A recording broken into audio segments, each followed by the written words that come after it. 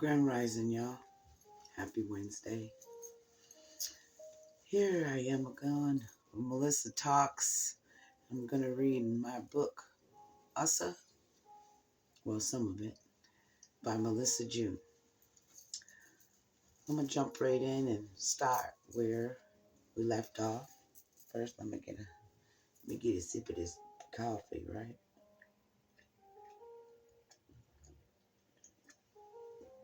It's a little cold, but it's okay. Okay.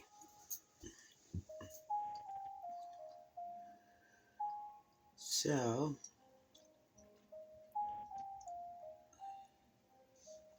I'll start here. My family thought it was their job to tell me how shitty they thought I was. Of course, my choices always didn't measure up, for whatever reasons, all the while passing judgment, most of them with their hand extended. Rather, it was my mother dropping my siblings off on my doorstep to watch, or my father dropping my two younger siblings and three step siblings off on my doorstep. My needs weren't considered. I was expected to feed them. I was expected to keep them safe. I was expected to say yes. Or should I say, I was expected to accept their demands on me and my life without question or retaliation. Even in my own home, I definitely didn't have the right in theirs. I started watching my siblings at 11 years old. Both my parents worked the evening shift. As the oldest of four, who else would, right? I was their live-in sitter. I was their live-in sitter. Any objections I had would not be voiced. They most certainly wouldn't be heard. You did what you were told, or else. Self-expression was not encouraged. It was scolded or belittled or dismissed altogether. So I learned to be a chameleon, which my mother would mock me for later in life. How ironic is that? Here I was struggling myself, but I was demanded to be of help. At 18, my mother said there comes a time you stop asking your parents for help. That was the last time I asked her for any. It's one of the reasons I can't stand asking for help now, even after having a stroke. I was never offered any compensation for my time, my home, my care, my food. It was demanded that I share me with them whenever they felt. Later on down the road, when I needed help with babysitting, I was charged $175 a week by my father and stepmother. I was a CNA making $9 an hour. 22 with two children and an abusive man. I was living in a neighborhood I wasn't accustomed to in the city. My mother would later point out I stuck out like a sore thumb living there. Funny thing is, that never stopped her from dropping my siblings off. It was such a bad neighborhood, in her opinion, but bringing her two younger children to the neighborhood was fine. Talking shit with your hand extended. I learned that just because they're called family, it doesn't mean anything. Matter of fact, family will do the worst. They'll hide behind their title, mother, father, sister, or brother, etc., etc. I had already learned to use alcohol to cope. Alcohol has always been a part of my life in some way or another. Flight or fight has been my normal state for years. It, it became my way of life, living in a constant state of fear and anxiety.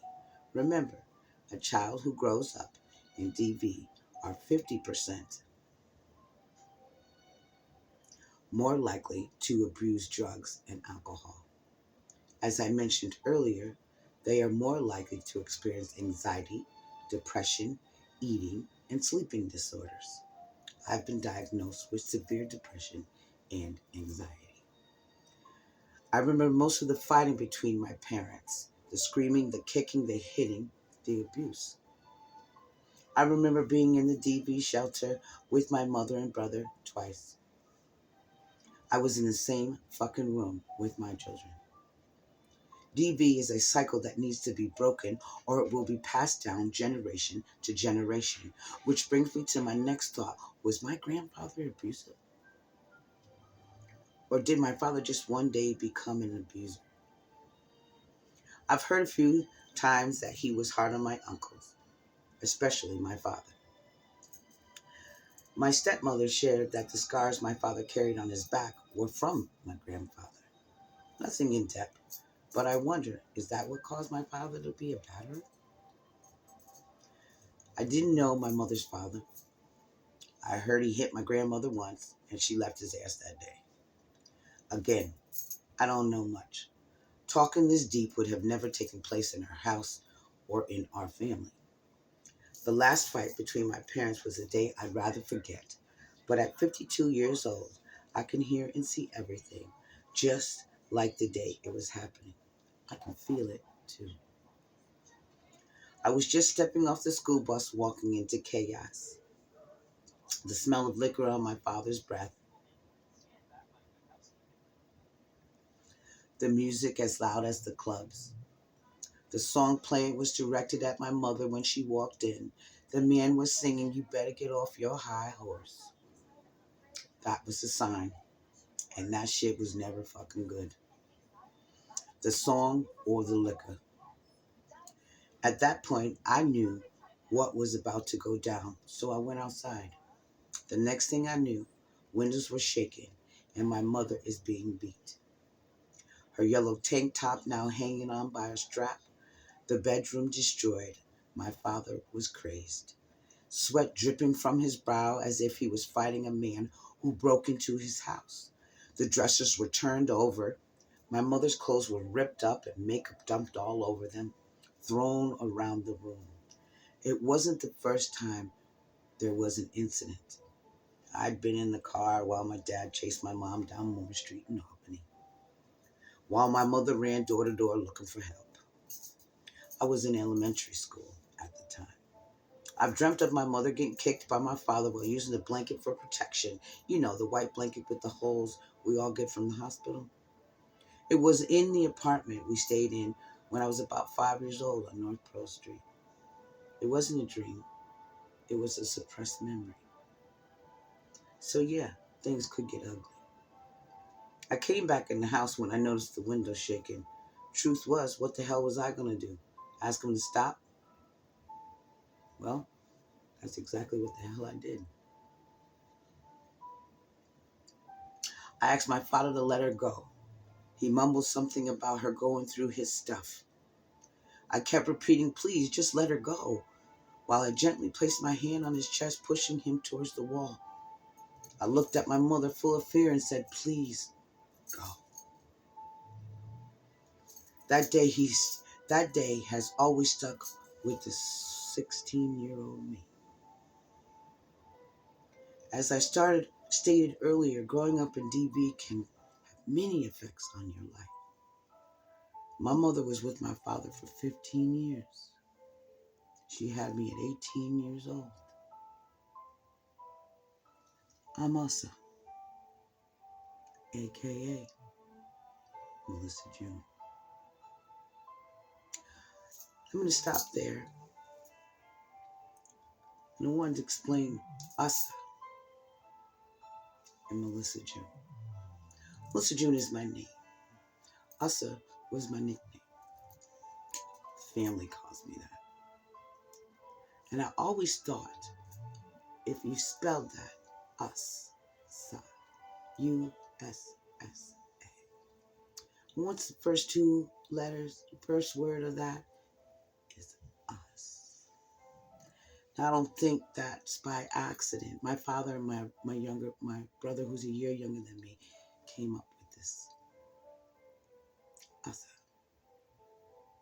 And it wasn't until I started to become Melissa June that I realized that that nickname had a whole lot more meaning and responsibility than I ever wanted. I didn't ask for it. It was given and placed on me. It was demanded of me. Asa, for all of us. It's a heavy load to carry. It's a heavy load to carry. Well, thank you for listening. Thank you for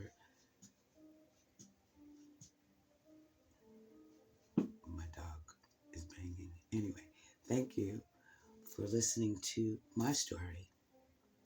And if you know anyone who might benefit from coming and sharing my story with me, who may be going through DV, who may need a little support or an encouraging word, or just by simply looking at me and knowing what I've been through and that I'm still here, hit that share button and that like button. And I'm going to see you next time right here. Reading.